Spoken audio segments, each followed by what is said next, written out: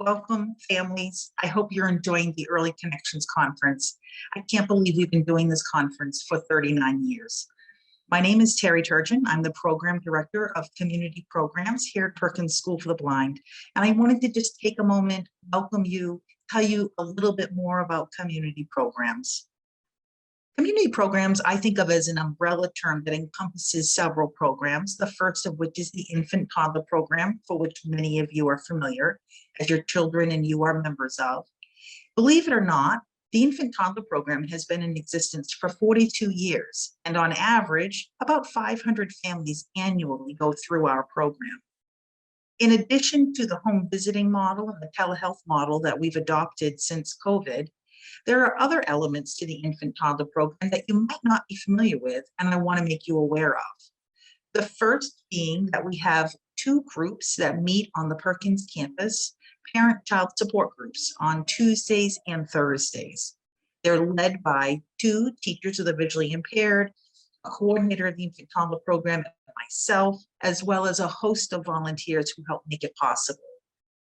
It's an incredible opportunity. In fact, as a former infant-toddler parent myself, 25 years ago, I really enjoyed the opportunity to meet with other moms and dads to talk about the joys and challenges of raising a child with a visual impairment.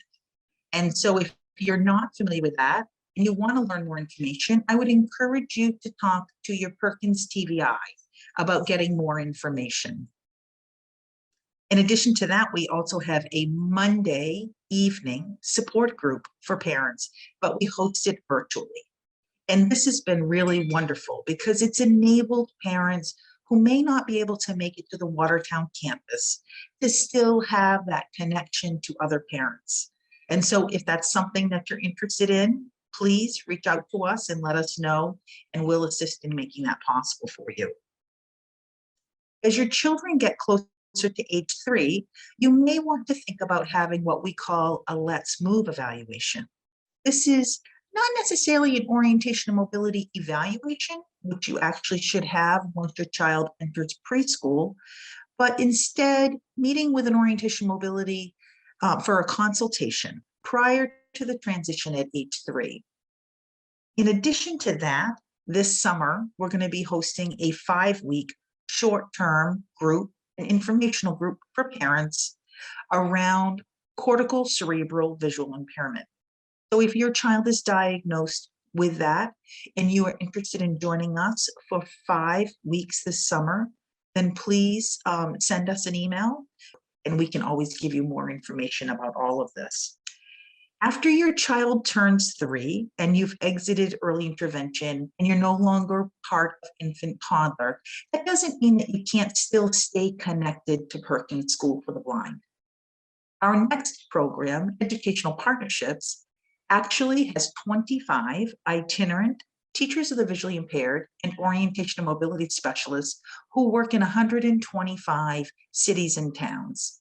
And so as your children turn 3, they're found eligible for special education, we may be actually working in the city and town with which you live, which would be great because our relationship with you will continue in that capacity.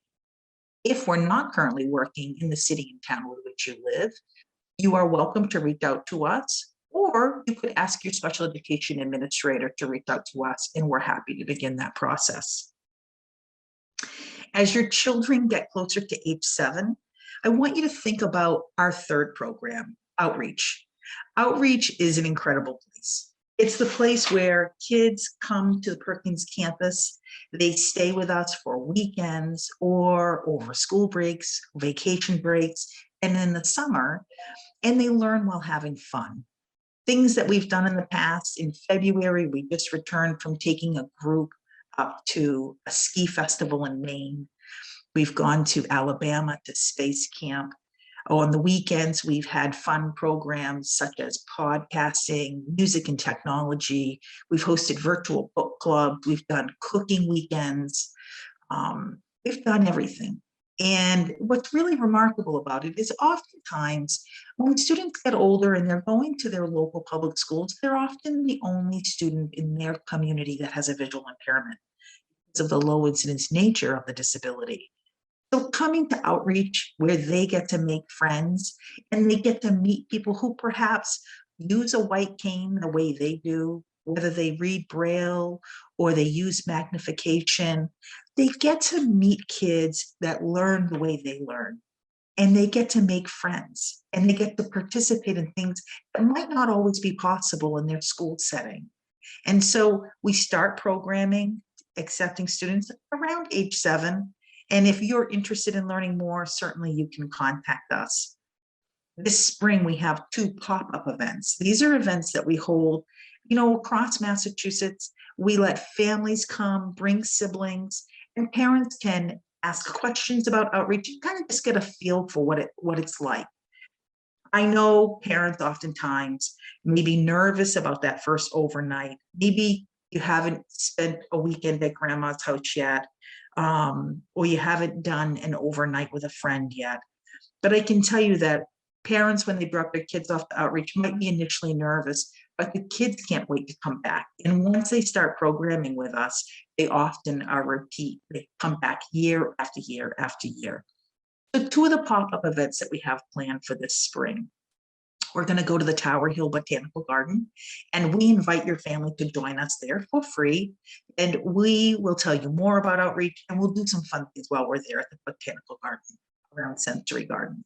And then secondly, we're going to go to a baseball game at the Woo Sox. And so we would encourage you again, we'll have tickets are limited for that particular pop-up event, but there'll be information available on our website.